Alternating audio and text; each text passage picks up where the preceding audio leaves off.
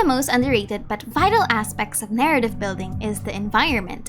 Most shows use words to convey consistency in a story, but when you don't have any words, how could you show that a character is kind, or careful, or careless? Or how do you show what happens off screen? Or how do you show the logics of the world without over-explaining it? From random NPCs in the background making the world feel bigger to entire structures providing storytelling consistency, welcome to Alan Becker Frame by Frame, random details that I found while watching the entire Animation vs. Minecraft Season 1 that elevate the world or just some cool fun facts that you might have missed. Disclaimer: most of the details that I included are from scenes where there's a lot going on in the environment or something that really isn't the focal point. So some episodes like The Village and The End are actually pretty straightforward because the camera is almost always closely following the affected character. This will be important in the future when the camera does start zooming out a lot. Looking at you, Lucky Block staff. So let's begin, starting off with the original episode. When they were preparing for the excursion to find Red, they start mining the Beacon Pyramid. But because this is a 2D space, instead of the pyramid being around 83 blocks, which is 9 plus 25 plus 49, it's only 15. Green already mined the first 3 near him, which brought him to 27 diamonds. When Blue goes down to meet Orange, Blue gives a total of 108 diamonds from completely mining the blocks at top. But when Orange gets it, he actually loses the 3 diamonds that he already had. This is pretty fascinating because in the newer seasons, we get a bunch of 3D versions of their world that challenge this POV. But I like to think that the logic of Alan's computer works both in 3D logic and 2D logic. So this kind of slapstick humor and mathematics is meant to be inconsistently consistent with each other. During the scene where they fight the zombies, there's a text file here that says, "Get that zombie." We also see a picture of Darren Schwartz, Eric Roshni, Josh Wrigley, Jackson Parsons, Jaeon Oh, and Rebecca Zink. Darren was actually featured in AVA4, and Eric Roshni and Jaeon Oh are patrons. Rebecca Zink was an old artist if you googled her, and you can see her Facebook. The others, I'm not sure. A lesson to be learned here is that it's really important to characterize each of them with the smallest, almost impossible to see movements from the camera, so that your main characters can feel real and differentiated. Orange grabs onto the obsidian while breaking it. Green stops mid-attack, realizes that this isn't working, looks up, and tries swinging harder. Then when Blue and Orange are flung to the other side, Yellow was the first one to run after them before getting grabbed. The armor calculation for this episode changes, and it's even animated depending on the amount of pieces and sides the original armor equipment has left, with rough estimations on how much they decrease depending on the damage taken by the individual armor piece. One example of this is with Orange in the diamond armor. Orange has the full helmet and chest plate, but he only has 1 shoe and 1/2 of the leggings. This only takes him to 7-ish armor points. This is actually consistent when the others are getting broken down. The more individual pieces being removed, the more points are being animated out. When the creeper goes behind Green, Orange, and Yellow, Yellow is actually the only one that notices it between the 3 of them because he was already turning around to check up on the other 2. Green and Orange only notice after Blue killed it. Yellow's kit here for League of Legends is this champion's. His name is Garen, but what's cuter is that instead of Garen's big sword, the icons are changed to Yellow's hand instead. Now this is important because I need an animation of Yellow rapidly spinning around like a Beyblade for very obvious reasons. Another interesting bit about this connection for the League of Legends fans is that Yellow's champion in Animation vs. League of Legends is Garen's sister. For the next episode, we have Building Contest. Blue is so petty in this one, and I find it funny that his competitive nature is so well hidden by his micro-reactions. When Red presents his first, he's the most disappointed out of all of them with his arms already crossed. Yellow's also pretty unimpressed with Red until Orange tells them to clap. Green's actually the only one of the 3 that tries to be more supportive without being told. When it's Yellow's turn, Blue nods along and claps, but you can see him turn to Orange really quickly. But when Green wins the contest, he's not only the last one to clap, his claps are slower and more sarcastic, culminating to him eventually bombing Green's build. In Roller Coaster, you can actually see the original section that Yellow dug down and the original staircase he was playing with. It's these little background details that make you realize that Yellow did all of this without the Minecraft block. The next detail that I want to show you is just how many poses Green does during the lava fakeout. I love it because he's the most erratic out of the 4 of them, straight up just laying over his actual cart completely outside of it. When Blue warns them about the low ceiling, Red's the only one that protects his head by lying down in the cart. In Potions, the timer starts at 3 minutes at 3:30, 9:21 a.m. in Universe. But when the pig loses all of the effects, the clock at the side shows 9:23 a.m., which is only around 1.5 minutes. Also, the potion particles match their colors. Now for a bit of an open detail. This is one of the first fight scenes that we actually get in AVM proper, and one of the first hand-to-hand combat segments where micro-movements are important because of actual maneuvers being introduced in Animation vs. Minecraft. This will be a staple of the series moving forward.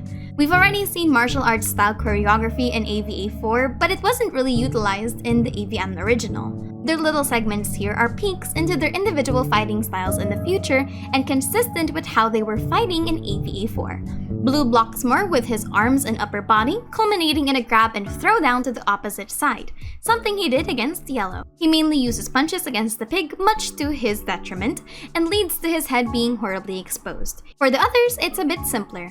Green, red, and yellow primarily move their legs, besides when yellow initiated the fight, while orange grabs the pig with a similar maneuver he does against purple in Season 3. Blue also tries to do a superhero ground slam before getting slammed in the face. Also, when you zoom out and focus on orange, you see that he gets bodied not once, but twice, like the victim that he is. In note blocks, when orange mutes them all at 3:32 in the morning, red is the last one to stop playing and decides to just slam onto the note blocks, and maybe that'll work. During command blocks, something interesting about this episode is that their names as an entity in the command block itself, like when Yellow was putting it, are just their colors, but their program names in AVA4 are stick figure red, so on and so forth.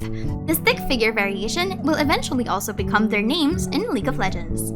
When Yellow was pranking Red, you can see him eventually try to change the well-earned cake from Red's inventory into an entire stack of rotten flesh.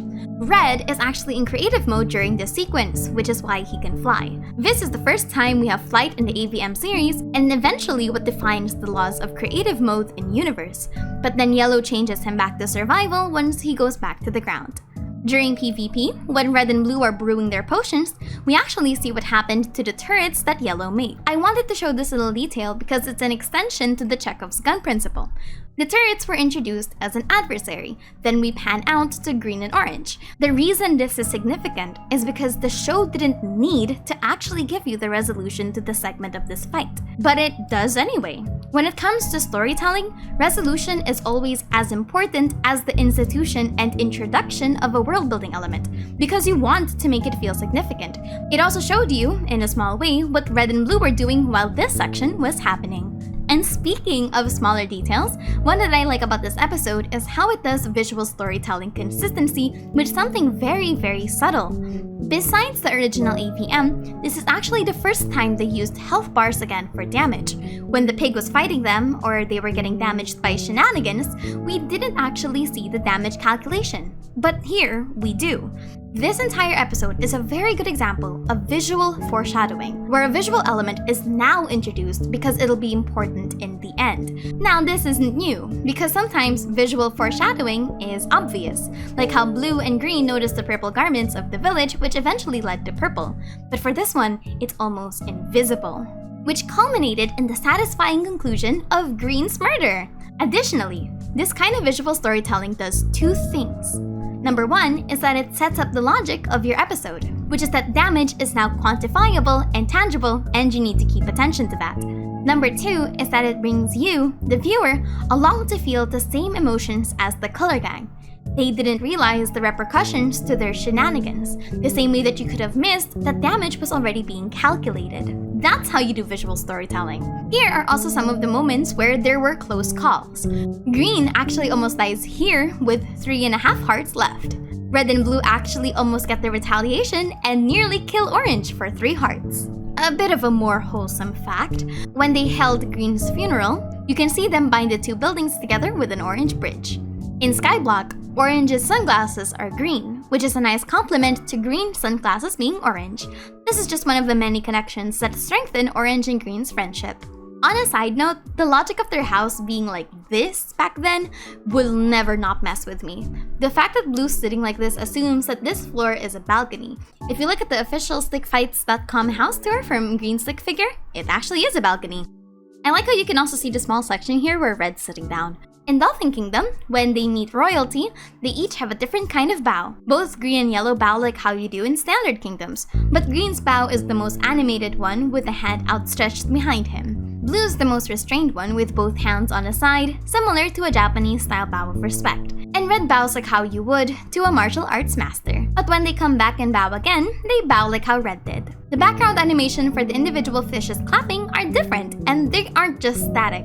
The squids in the left are cheering, while the others in the right are clapping. The turtles to the right are clapping, but the one to the left is waving. Alan Becker's universe respects the background characters a lot, and honestly, it's what makes the show really fun. You know, the background characters. And the last episode of the season is Fun Facts in the Cave Spider Roller Coaster. Yellow actually jabs the spider off of Blue too hard to the point that Blue almost falls off. Luckily, Green's there to catch him.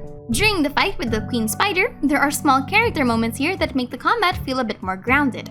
After Blue does a flurry attack with the bow, he realizes that he's out of arrows, and gets grabbed mid-thought. When Yellow gets strung up the first time, he has to shake his hands off of the spider binding and kind of struggles until he finally breaks free. Thank you so much for watching, and that has been random things that I found while watching Alan Becker frame by frame.